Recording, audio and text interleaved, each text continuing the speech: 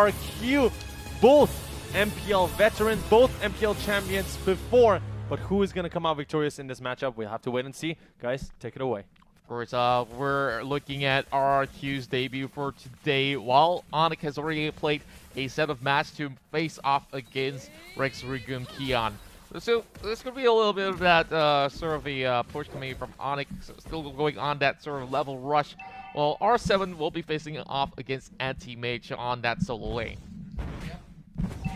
Looks like both sides are, slowly taking their time here. Again, Farmus has some pretty decent sustainability on top of the fact that he can, clear waves. Not at a decent rate. It's not super fast, but it's good enough to keep him safe. He can do it at a very relatively safe distance. Litho Wanderer has been taken out here, but it doesn't look like, either side really wants to interact with each other. I would have expected RRQ to be a little bit more aggressive with the Selena for now, but you can definitely see where she's at, how she's positioning, looking for those picks. Yeah, speaking of pick up there, Abyssal Arrow has already been put off, but it does not land over on the side of Lord Gov. So he's just gonna be walking off like a living ward, but they are catching off Atlas, entering in towards their own jungle, forcing the flicker away, and that might just be a call time for ONIC to actually react and get this first blood in the way. Oh yes, they actually put him on. LJ might be in trouble. First blood going over to ONIC here. Really nicely done. A quick collapse and a quick punish here by the side of ONIC, and I see why at this point, the stats just keep making sense. And it looks like we have a fun fact. It looks like since the beginning of Season 2, they played together. It looks like Darian Lemon and Tutura have been playing together since Season 2. That's actually crazy. Yeah, of course, it's a very, very long time. And this is the longest existing player inside of the MPL Season 5, or should I say from the beginning. So this is their career lifespan so far. And I'm pretty sure there's even more to come right after this. Now, we're looking at Psycho just escorting CW as well as the Grok over the mid side, while Lemon is proxying the wave, hoping to actually find a little bit of that sort of way where they can actually catch people off Lord Gov in the middle of it all! Oh no, this is bad. Lord Gov, he's slowly pulling back, but luckily he has the help of Estes to keep him alive there. Okay, alright, pretty... dangerous situation, but Vin trying to land the Abyssal Arrow on the priority target, which is going to be Psycho this time, so they have to be very, very careful. Uranus down on the bottom side of the map, making sure he's proxying the waves, tries to steal the red buff, but unfortunately, LJ and as well as Granger have come to push him off. Yeah, now, of course, a lot of good rotations coming off of the side of ONIC Esports, but so far, RRQ is just so focused on their objective. Farm, get those gold, get your levels up, get that turtle coming in, and now Finn has already been spotted out, and Anti-Mage is actually forcing a little bit of a fight, and here comes the rest of RRQ. Yeah, they're hovering around it. They have enough members. Sasa is in the background, and yes, they do. RRQ isn't able to pull it off, but they are starting to fight. Lord Governor is in a lot of trouble. Estes trying to save him. He goes down. Chol picks him up. The rest of the team is pulling through. Farmis has already unleashed his ultimate, forcing ONIC Esports not to take the fight. Any of these kills would have been a waste of their time. They pull on backwards to CW, trying to survive. Unfortunately, Vin is there to execute him, and now they get a free blue buff on top of everything else. Wow, that was a perfect rotation coming in. Did you see the positioning of all these RQ members, wrapping them up like a burrito?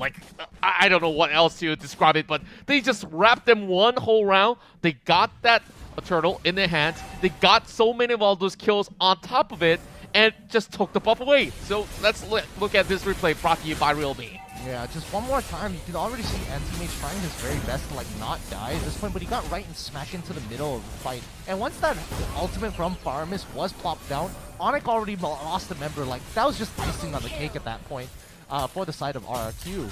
Yeah, I gotta say, it definitely was beautiful. Oh, and sweet. what? And oh, wow, commitment inside of the jungle as we look at Psycho getting slain off. Lord Governor has nowhere to escape.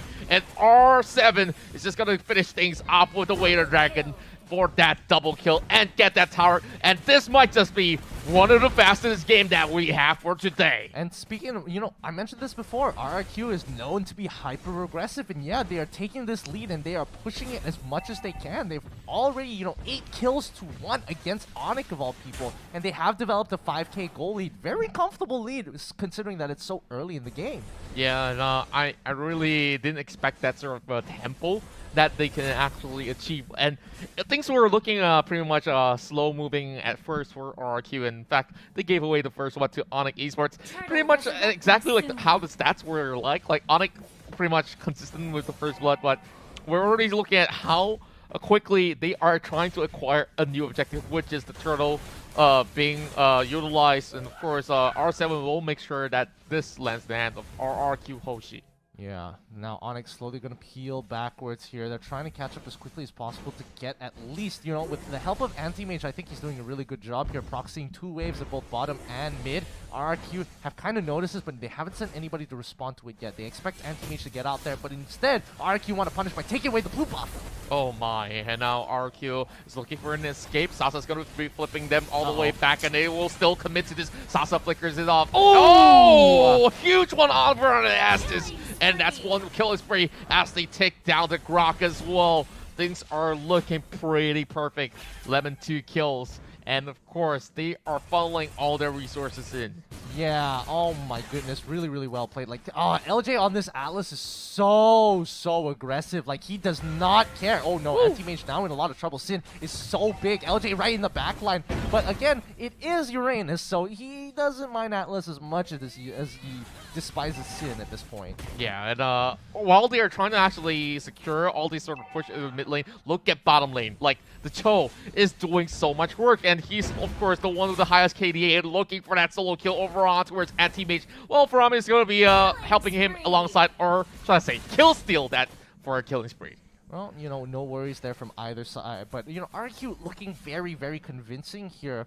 8K now. Oof. 8K gold lead is already a very huge lead for RRQ. Not to mention that they've already hit their second item power spike, which means that ONIC at this point can't really contest them until they hit 22K. Yeah, the gap is way too wide. Look at the levels. Like, level 9 is the lowest level for the side of RRQ, and they're hunting down the level 7s. Oh, no. Yes, they do find the pick here with the Atlas. Ooh, they get very close. However, they weren't able to catch up in time for Sin to secure that kill. However, they're turning it around now. Sin already with the Death Sonata, plus the Rhapsody, not enough to chunk them out. It looks like ONIC is slowly scaling, but they have to build defensively. Yeah, it seems like there's not much that ONIC can do to even get close to that turtle as well, since they're going to be able to actually efficiently take the turtle, slides in towards the Raid buff camp, and of course rejoin the group over on the bottom side, while Anti-Mage having a little bit of a problem right through, but Vince is going to be trying his luck for that Abyssal Arrow, and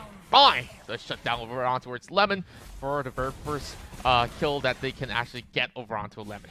Okay, and now RRQ once again just controlling this bottom side of the map. And the moment they, like, their main core team goes towards this side lane, you can see Cho just taking everything else. And like, a killing spree already. It looks like the Abyssal Arrow did actually land here onto Anti-Mage. And there's just nothing ONIC can do. They're forced to just back away from all these objectives. Yeah, the flicker has already been popped there coming from LJ. And they really got to give way. Like, the more you defend that bottom tier 2 tower, the more lives that they are about to lose. And as for R7, they're just causing a little bit of that discrepancy while bottom lane is being sieged alongside with mid lane. So this might not look like good news. Flicker coming out from the side of Finn, while that's going to be Faramis right in the mid. I'm thinking of a way for ONIC to come back into this, because now it's an 11K goal lead, and that's like a deadly good lead for the side, especially for a team like RRQ. They know that they can basically take everything. At this point, they're just waiting for the Lord. They could look to force fights and get a couple more picks to break an inhibitor turret, but considering how ONIC is playing right now, it's going to be a lot more tough because they are so precautious with each and every move they make. Yeah, look at them go. Like, the Atlas doesn't have to worry about Anti-Mage, because Uranus is just going to be tickling him, and no point for him to commit into his fight anyways. While Vin's just trying to actually land some of all these arrows, just missed the shot by a couple more inches. So they're just going to be defending their tier 3s in the same respective way. But eventually, when all these waves actually collide at the same time, that's where ONIC Esports is forced to make a move. And now Lord is back up. I don't think they're going to wait for Luminous Lord this time. Granger has already started it. Selena is there in the wake. And just look at the amount of damage Sin is putting up. He is soloing this by himself. Yeah, he doesn't seem like he's even phased about it. Like, RRQ easily taps this one away.